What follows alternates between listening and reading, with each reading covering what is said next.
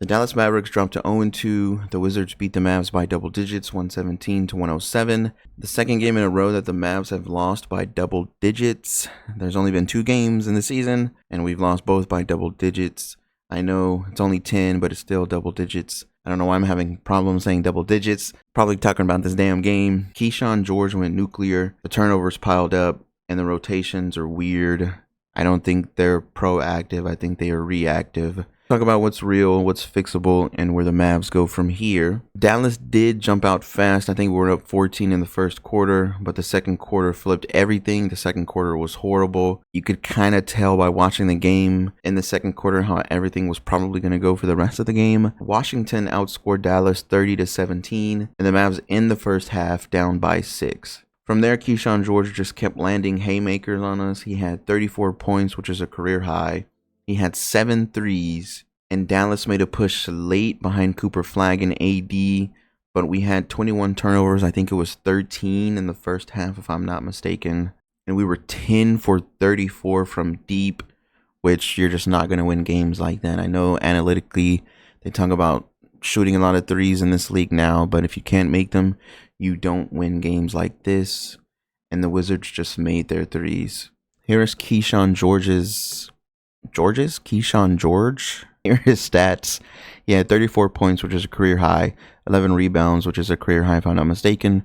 4 assists, 2 steals, 3 blocks. He was 73% from the field, which is insane. I didn't even know that. Yeah, he lit us up. Those young boys in Washington are titillating my tenderloins. I don't know if that's even the actual way you say that. I'm not going to look it up. I'm just going to say that. Those are the kind of players I would like to have in the Mavs. I don't know. We'll talk about it later. Going back to the turnovers from Mavs Muse. Mavs front court tonight. PJ Washington had 8 turnovers. AD had 5. Cooper Flagg had 5. Derek Lively had 2.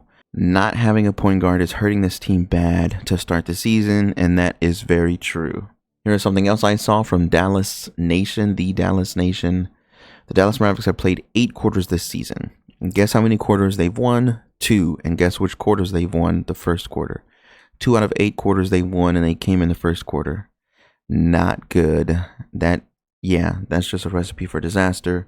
Unless we're winning the quarter by like 50 points, which never happens, we are going to lose those games. Speaking of the first quarter, here is the first quarter stats from the bootleg stream screenshot that I took. Wizards were 11 for 22, 4 for 9 from the 3-point line. And they had 12 points in the paint. We were 12 of 23, 4 for 11 from the 3-point line, and we had 14 points in the paint. We didn't really win the first quarter by a lot, looking at these stats. And then here's another bootleg picture I took, 3 things to know. I don't remember what point of the game this was, 108 to 102. I'll probably put it on the screen at what point that this was the score. Flagg in the fourth quarter. Oh, it must have been the fourth quarter. 11 points. He was 3 for 4 from field goal. Our 18-year-old rookie was trying to play Superman, and he just couldn't do it by himself. That should be AD. He should be trying to be Superman. Washington had 16 turnovers. We had 21. The biggest lead of the night for Washington was 17, and ours was 14, which was very early on in the game. Here are AD's stats from Mavs Muse. 27 points, 13 rebounds, 4 assists, 2 blocks, 2 steals. If you were box score watching, this looks very good. If you did not watch the game, I don't know, from my point of view, from my paradigm, my perception of the world, everything that I've gone through in life, he was not very impactful. It felt like when they showed his stats, I think it was in the third quarter or beginning of the fourth, he had 22 points. It didn't feel like that. It didn't feel like AD had a really good game, but looking at this, it would look like it. There were a lot of points left by him. I think he had 4 to 6 chances to get and 1 conversions. He missed them. He had to just take the free throws. I'm not saying we would have won if he would have converted everything or even half of that. I may just be overthinking how many he had. He could have had just 2, but his game wasn't as impactful as the stats would lead you to believe. From Sleeper Maverick, AD is a shining light in Dallas. I don't know about that. I know he has 19,000 career points now. He's reaching into that top 60 of all-time points, I think, that the commentary showed. I didn't take a picture of that. I may show it from I may show a screenshot of that. But the eye test, there's still some awkward finishes and spacing reads. Although his stats may not be very impactful, AD was good. I'm not saying he's not good or he wasn't good. He just has to be great. He has to be the best player on the court for us on both sides of the ball and just on the court in general. There can only be a few players definitively say that they are better than AD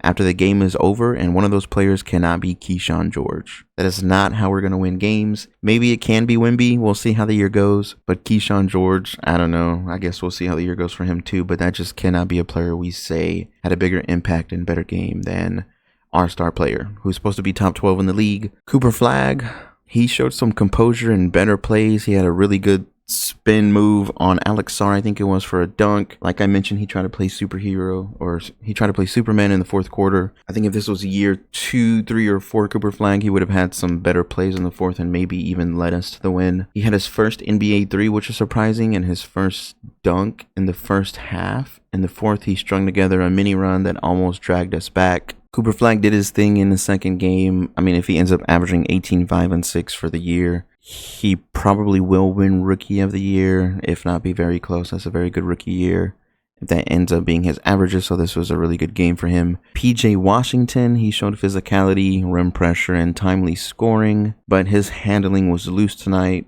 That's just what's going to happen when you have the ball in other players' hands. Like I mentioned earlier, the front court combined for 15 turnovers, and I'm going to show it on the screen, not right now, but later in editing. I gave PJ Washington a nickname before the game started for my Dynasty NBA League, and it might be true just by the eye test. PJ Washington might be our best player out there. Max Christie looked good for us. He had some movement threes and connective passing.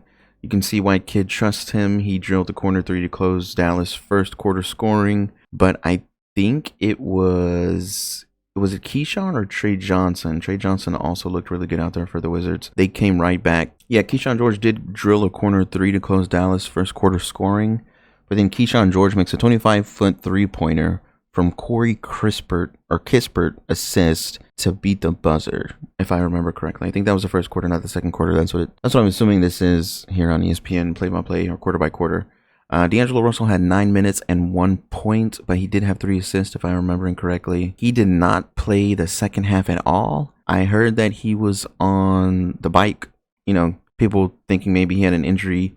Kid just said that he rode the group that made the run. I don't know. Why did we sign him? Here from Noah Weber 0-0, I think that is. Jason Kidd, when asked why he didn't play D'Angelo Russell in the second half tonight, I think the group that got us back in the game was the group that we were going to go with, and so he wasn't a part of that. D'Lo has played a combined 24 minutes over 2 games for Dallas. Again from Noah Weber, Jason Kidd confirmed that D'Angelo Russell was not injured. He just decided not to play him. I'm not saying if D'Angelo Russell started, we would have won the game, because we have to give Washington their flowers. Kyshawn George got downhill and off screens. Trey Johnson, who I think is from Texas, if not just played for Texas, he had some momentum threes off the bench. He had 17 points. Alex Sarr protected the rim. He looked better than AD, like physically and maybe some points defensively. And they bombed 19 threes at 43%. Here's a fun little stat from another screenshot I took. Most points in the rookie debut this season.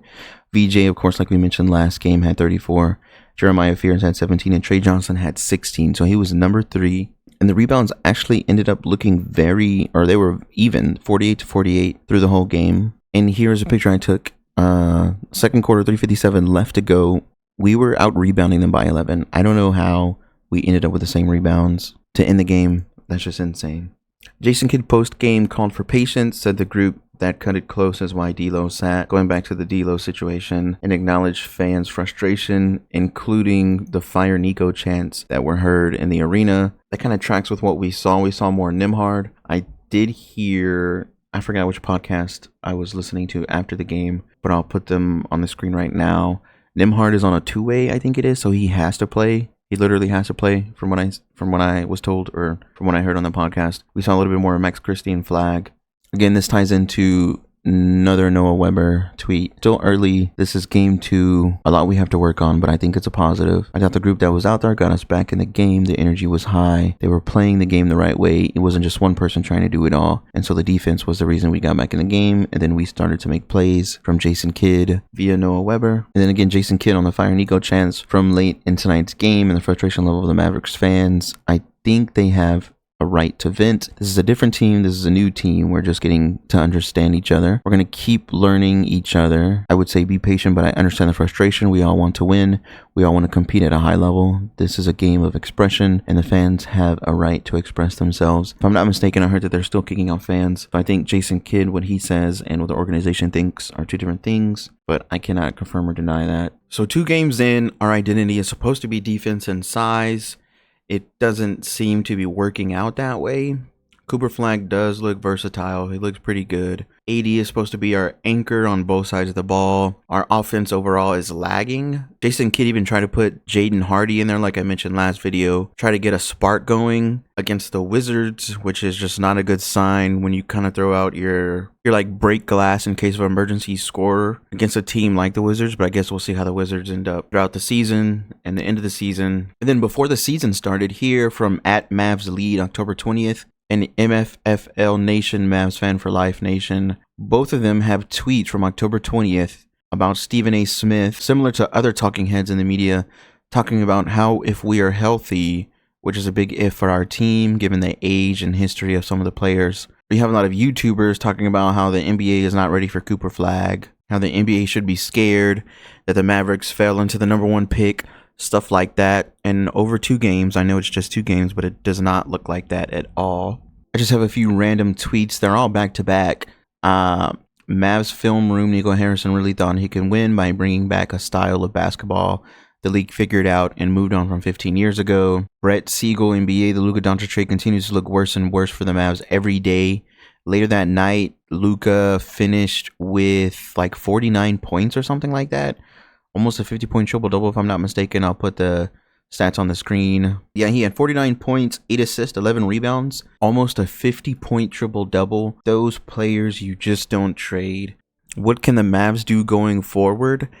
Not have Cooper Flagg start at the point guard. And this second game against the Wizards, even though he started at the point guard position, he wasn't really even playing point guard. He was just kind of out there.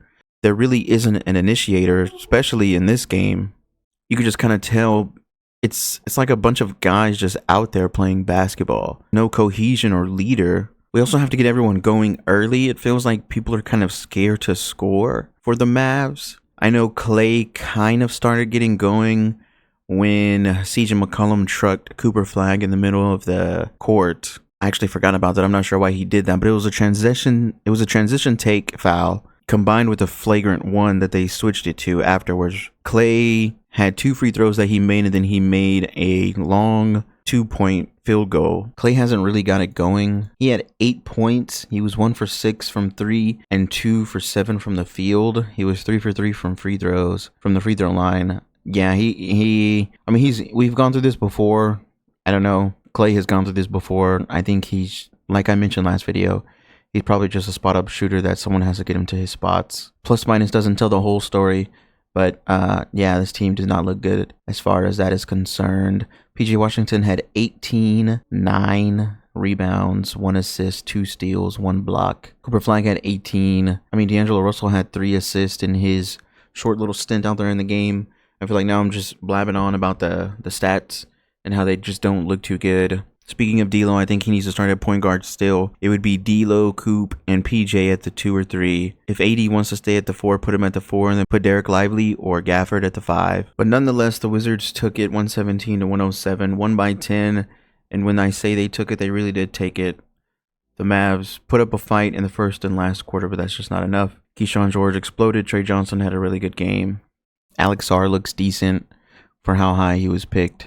Marvin Bagley had an impactful game against us. That kind of tells you all you need to know. No shade to Marvin Bagley. Looking ahead, we have the Raptors Sunday, then the Oklahoma City Thunder Monday on a back-to-back. Then we play the Pacers. This was all part of a 5-game home stretch to start out the season, which I think the commentary team said that this was the first 5-game home stretch to begin the season since like the 82 or 83 Kings. I don't really remember which team or which year they mentioned. But going into this, you would think we would have come out at least 3-2, if not 4-1.